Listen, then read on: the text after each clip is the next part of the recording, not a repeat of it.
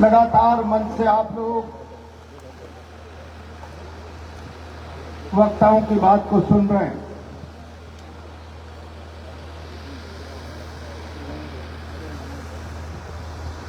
मेरे पास कोई नया विषय नहीं बचता, कोई नई बात आपके सामने रखूं।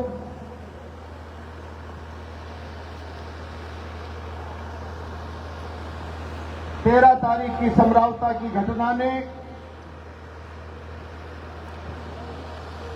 सारे देश को हिला के रख दिया।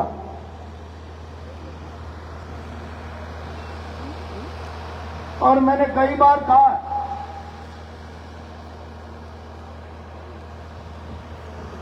ऐसा दृश्य अंग्रेजों के राज में देखने को मिलता था।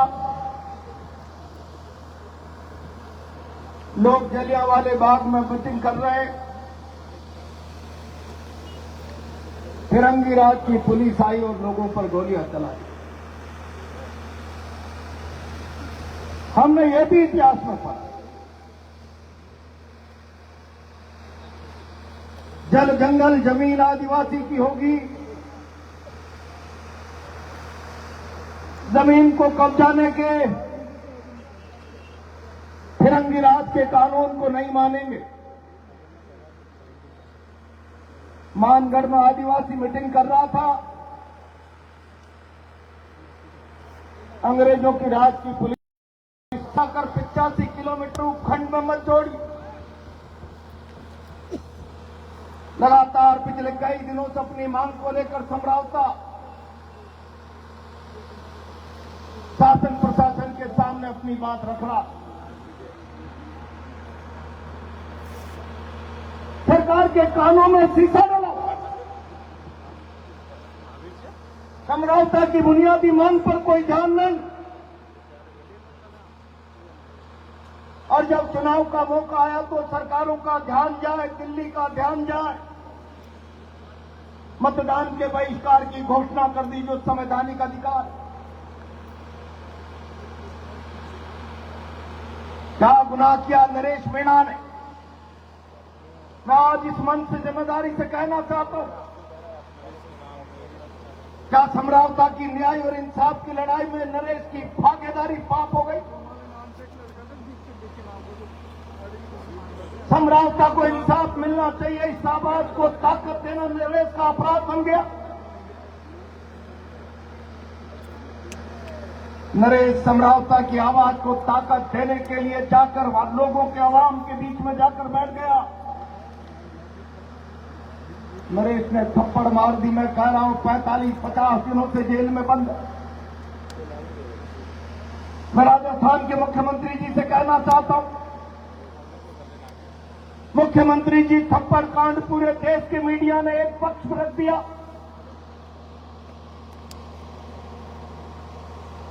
लेकिन समरावता अपनी मांग को लेकर लड़ रहा। मतदान का बहिष्कार हो रहा। आपके प्रशासन का एक अधिकारी एसडीएम आता है, बहन चित्रा मीणा का हाथ पकड़कर घसीटकर शासन का दम्भ दिखाता है। नौकरी से हटा देंगे, आंगनबाड़ी से हटा देंगे, जबरदस्ती मतदान कराता है। क्या यह अपराध की श्रेणी में नहीं आता? मैं सवाल करना चाहता हूं भजनलाल जी, आपके शासन में कोई अधिकारी महिला का हाथ पकड़कर घसीटे, क्या यह अपराध की श्रेणी में नहीं आता? सामना नहीं किया, निकलो अपने घर के बाहर और कह दो कि मेरे राज्य में कोई अधिकारी एक मां का, बहन का हाथ पकड़कर घसीटे, वो अपराध नहीं है। मेरे राज्य में कोई जबरदस्ती सत्ता के पक्ष में आदर्श आचार संहिता का उल्लंघन करके मतदान कराए, ये अपराध नहीं है। ये कहने का नैतिक साहस जुटाओ। मैं इस भीड़ से आग्रह करूंगा, हम आंदोलन वापिस ले लेंगे। हिम्मत हो तो कहो। और अगर ये अपराध की श्रेणी में है, शासन दादागिरी करके लोगों से मतदान करा सत्ता के पक्ष, और अगर ये अपराध की श्रेणी में कोई इज्जतदार बहन का हाथ पकड़कर एक नौजवान अधिकारी बेइज्जत करने का प्रयास करे सत्ता के संरक्षण में, सत्ता के दम में, तो मेरा सवाल है आज नगर फोर्ट से मुख्यमंत्री जी, क्या किया है आपके शासन ने, आपके कानून ने उन गुनाहगारों के खिलाफ? ये सवाल प्रहलाद गुंजल का नहीं है। आओ, अगर आपके पास आंखें हैं तो खोल कर देखो, जहां तक नजर जा रही है लोगों का सैलाब आज नगर फोर्ट की धरती से भजन लाल जी आपसे ये सवाल कर रहा है, इस बात का जवाब दीजिए। लेकिन मित्रों, मैं बहुत जिम्मेदारी के साथ कहना चाहता हूं, एक नौजवान लड़का निर्दलीय चुनाव लड़ लिया, मेरे तो छोटे भाई की तरह। सच मानना, मैंने उसके निर्दलीय उम्मीदवारी का समर्थन नहीं किया था, मना किया। मन में बहुत गुस्सा होने के बाद भी मैं बहुत दिनों तक चुप रहा कि कुछ लोग मुझ पर आरोप न लगा दे कि शायद मैंने इसको चुनाव लड़ने के लिए संरक्षण दिया है। लेकिन मैं आज आप लोगों से पूछना चाहता हूं, भारत दुनिया का सबसे बड़ा प्रजातंत्र, जब प्रजातंत्र का बसंत पर्व आता है, लोग मतदान करते और मतदान करके अपनी चुनी हुई सरकार, अपना प्रतिनिधि चुनता है। चुनाव से नेता का निर्माण होता। राजस्थान विश्वविद्यालय की छात्र राजनीति से चलता हुआ वो नौजवान, जिसने अपने आप को जनता के विश्वास के भरोसे नेता के निर्माण के इस यज्ञ में भागीदार बना लिया। और मुख्यमंत्री जी, आपकी सरकार ने उसका रास्ता रोका। एक आदिवासी नौजवान विधायक नहीं बन जाना था। एक राजस्थान के नौजवानों की अब फड़कती हुई आवाज राजस्थान की विधानसभा में नहीं जानी चाहिए। सारे शासन की ताकत को उसे रोकने के लिए लगा दिया। मुख्यमंत्री जी, आपके शासन की ताकत के कारण वो आदिवासी नौजवान एमएलए तो नहीं बन पाया, लेकिन 60,000 वोट लेकर उसकी ताकत आपके विधायक से 4 गुना ज्यादा बन गई। जेल में डाल दिया। मैं कहना चाहता हूं मुख्यमंत्री जी, आप क्या कर रहे हो? आपने भाई नरेश मीणा को जेल में डाल दिया। लोहा तपता है तो सोना बनता है। नरेश जेल से आएगा, 4 गुना ताकतवर बनकर आएगा और इस भजन सरकार के खिलाफ जनता की आवाज को ताकत दे। लेकिन मित्रों, इसमें भजनलाल जी का गुनाह क्या है, मैं नहीं समझता। दुर्भाग्य इस राजस्थान का। पहले हम कहा करते थे राजा रानी के पेट से पैदा होगा। लोकतंत्र आया, जलियांवाला बाग के शहीदों की शहादत ने रास्ता बनाया, मानगढ़ के आदिवासी की शहादत ने रास्ता बनाया। फिर हम राजा को पेटी से पैदा करने लगे। पहले पेट से राजा, फिर पेटी से राजा, और अब नई प्रथा पर्ची से राजा। और इसलिए भाई और बहनों, मैं कहना चाहता हूं, अपनी काबिलियत के आधार पर, संघर्षों के आधार पर, जनता के भरोसे के आधार पर जब सत्ता प्राप्त करने का सामर्थ्य नहीं होगा, केवल दिल्ली की कृपा से पर्ची के आधार पर सत्ता प्राप्त की जाएगी, तो जिसमें जनता का सामना करने का साहस नहीं होता, वो जनता के भय से अपने और जनता के बीच में पुलिस की दीवार रखता है। मैं भजनलाल जी कहना चाहता हूं, कितने दिन आप पुलिस की दीवार से सुरक्षित रह पाओ? यह केवल आपका सवाल नहीं। मैं समरावता जाकर आया हूं। लोग कोरे नरेश मीणा की लड़ाई न समझे। जो चेहरा वहां पर आपके शासन के प्रशासन का नजर आया, दलित आदिवासियों के साथ अत्याचार हुआ। और ये नई कहानी नहीं, आपके राजनीतिक चरित्र को समझौता के बाद भारत की पार्लियामेंट में देश के गृह मंत्री के बयानों में प्रदर्शित करो।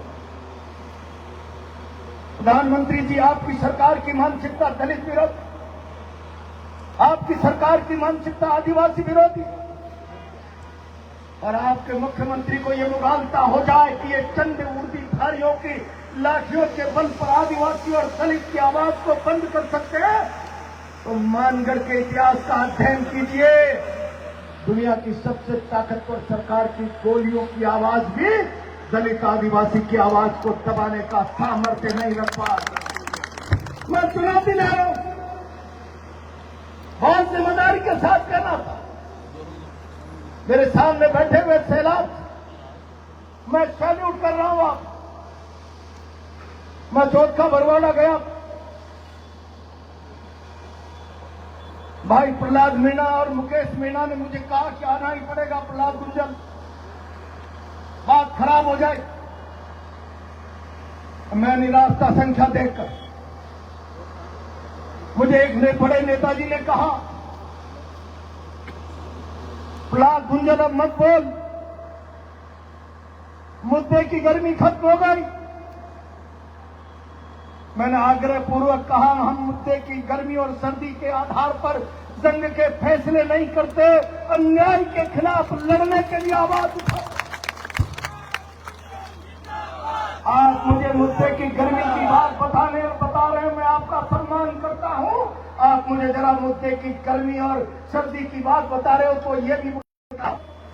और अगर वो अन्याय है, तुम जिंदा रहे, मुद्दा गर्म रहे, सर्द रहे, हम अन्याय के खिलाफ बोलते रहेंगे। जब तक जहन में जान है, तब तक अन्याय के खिलाफ आवाज उठती रहेगी। और आज मुझे फक्र है, मैंने परसों सोशल मीडिया पर कहा था, मुझे डर लग रहा था। भारत ने एक अद्भुत व्यक्तित्व खो दिया, और उनके जाने के बाद भारत के प्रधानमंत्री जी, आप उनकी क्षमता को, उनकी ताकत को, उनके कृत्य को, उनकी राजनीतिक विरासत को कब जाने का फैसला का प्रयास कर रहे,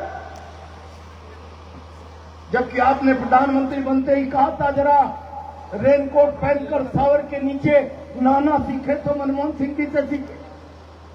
लेकिन उन मनमोहन सिंह जी के चले जाने के बाद एक व्यक्ति की ताकत का अंदाजा, उसकी बुद्धिमत्ता का अंदाजा दुनिया में भारत को किस प्रकार से आर्थिक महाशक्ति बनाने का रास्ता बनाकर गया। आज आपने चाहे घटिया राजनीतिक मानसिकता से स्वीकार किया हो, उस मौके पर भी आपने आलोचना के पक्ष को नहीं छोड़ा। मैं आलोचना कर रहा हूं इस मंच से, मुझे डर लग रहा था। इस 100 की इस घड़ी में मैंने लोगों से पूछा, उन्होंने कहा, आनंद के कार्यक्रम में नहीं जा रहे हो, आप जा रहे हो जुल्म से पीड़ित को न्याय दिलाने की बात कर, आप जा रहे हो बहन चित्रा सहित। मैं कहना नहीं था, रोज रोज मीडिया में देखते हैं, वो बहनें कहती है प्रहलाद गुंजल जो भी नेता चाहता है, मैं टिप्पणी नहीं करना चाहता, उसके सामने मेरी माँ ये बयान करती है, सिर में टाके हैं बता सकते हैं, हाथ में प्लास्टर है बता सकते हैं, पैर में प्लास्टर है बता सकते हैं। कहना चाहता हूं मित्रों, लड़ाई समाप्त नहीं, लड़ाई अभी आगे बढ़ने वाली।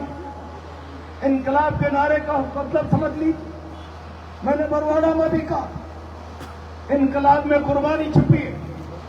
ये भगत सिंह का फोटो लग रहा, भगत सिंह इनकलाब का नारा देकर अंग्रेजी सल्तनत से टकरा गए, और जब फांसी का रास्ता बन गया तो सारा देश उबल गया। भगत सिंह को फांसी हुई तो गोरों को भगा कर रहेंगे, इस मुल्क में नहीं रहने देंगे। क्रांतिकारियों ने सलाह दे डाली, भगत सिंह आप बाहर जाइए, देश आपकी रिहाई के मामले में उबल रहा है, आप जाकर नेतृत्व करिए। भगत सिंह ने कहा हम मकसद के नजदीक आ गए। भगत सिंह को फांसी हुई तो गोरों को भारत में नहीं रहने देंगे।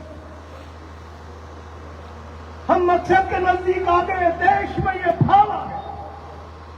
शायद मैं बाहर जाकर इस तूफान को आग में बदल सकूं, न बदल सकूं, आंधी को तूफान, लेकिन मैं शहादत पर चला गया तो ये तूफान बन जाएगा। और इसलिए आज मेरा रास्ता बाहर के बजाय शहादत का रास्ता है। ये कुर्बानी इंकलाब में छुपी हुई है। और आज ये इंकलाब भजनलाल की सरकार के खिलाफ नगर फोर्ट में गूंज रहा है। भजनलाल जी, मैं चेतावनी दे रहा हूं, आपके पास राजनीतिक सामर्थ्य भी नहीं, आपके पास राजस्थान को समझने का राजनीतिक नजरिया भी नहीं।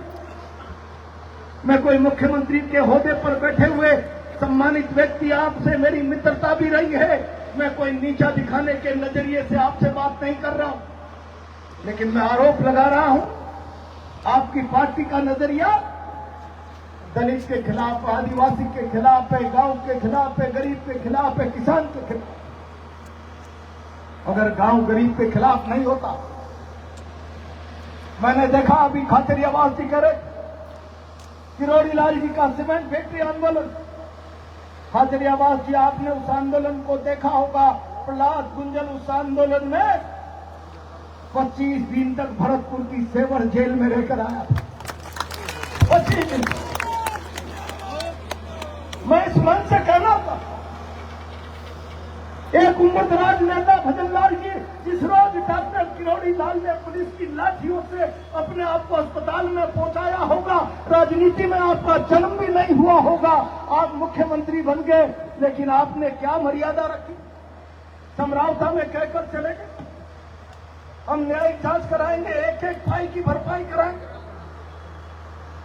आपने उस आदिवासी इतने बड़े वरिष्ठ, जिसका जीवन पूरे राजस्थान के नौजवान किसान आदिवासी दलित के लिए लड़ते लड़ते होम हो गया, आपने उसका मानवर्धन किया, आपने उसके साथ अन्याय किया, उसको नीचा दिखाने का प्रयास किया। मैं किरोड़ी लाल जी से कहना चाहता हूं, किरोड़ी लाल जी, क्यों मानो भजनलाल शर्मा अगर आज मुख्यमंत्री की कुर्सी पर बैठे हैं तो भारतीय जनता पार्टी में केवल अकेले किरोड़ी लाल का संघर्ष पिछले 5 सालों का आधार बना है। दोनों इस आवाम के लिए मौन धारण मत करो।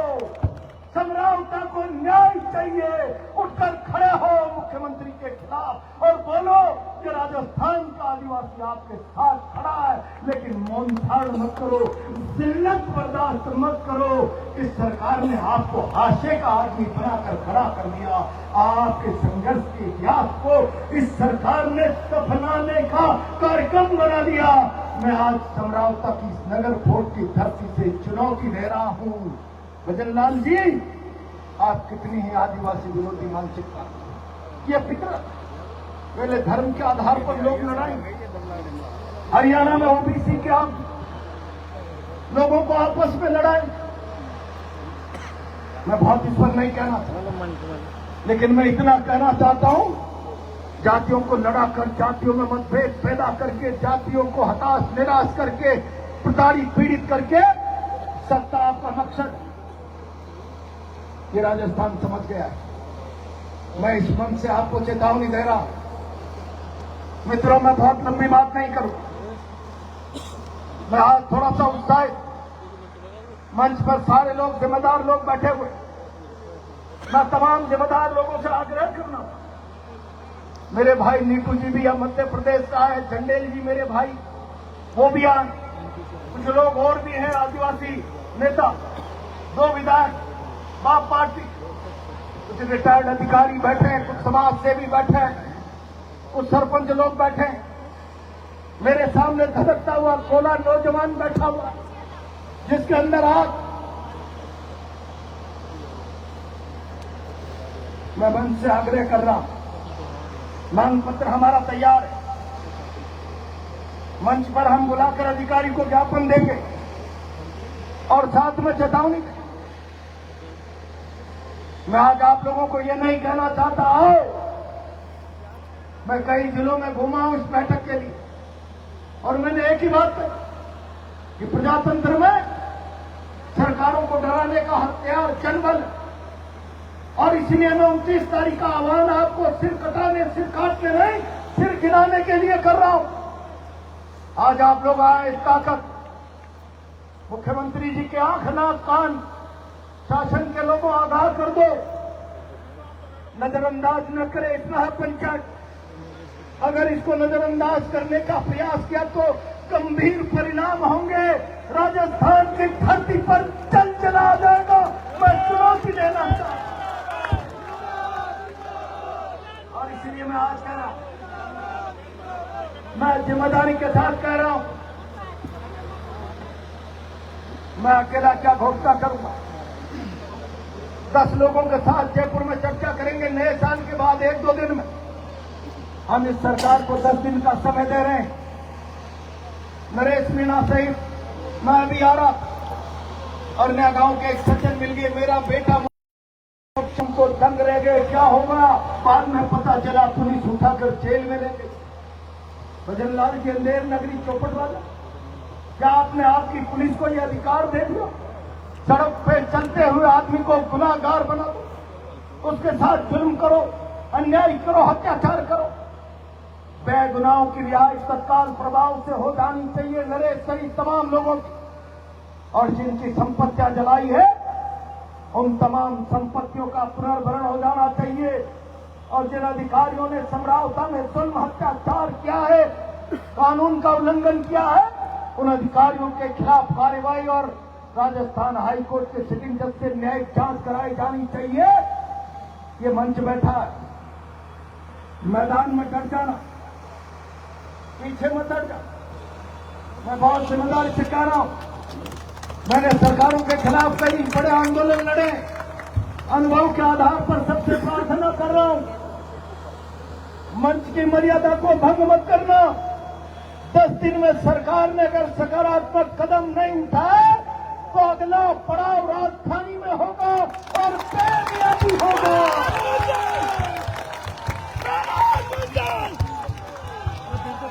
उस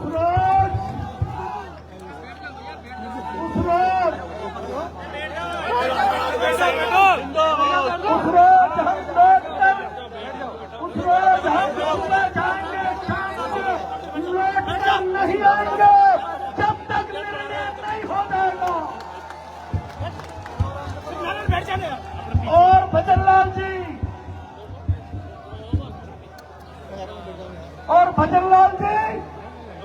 आज आपने जगह जगह नाके लगवाए, नाम लिखवाए।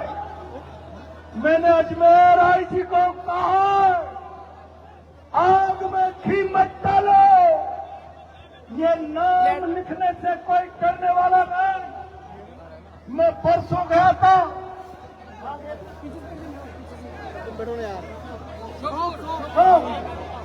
मैं परसों सो गया, मैंने चुनौती दी थी कि जिसकी मां ने दूध पिलाया है 29 तारीख को प्रहलाद गुंजन को नगर फोर्ट जाने से रोक के बताए।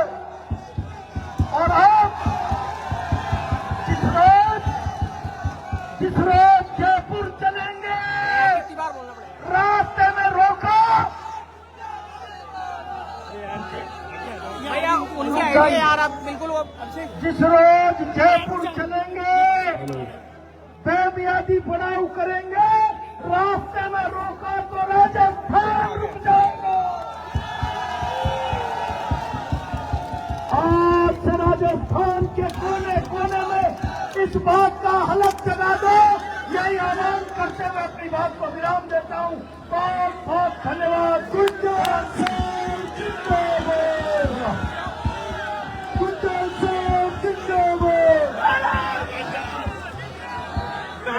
सभी भाई नीचे बैठ जाए, व्यवस्था बनाए रखें।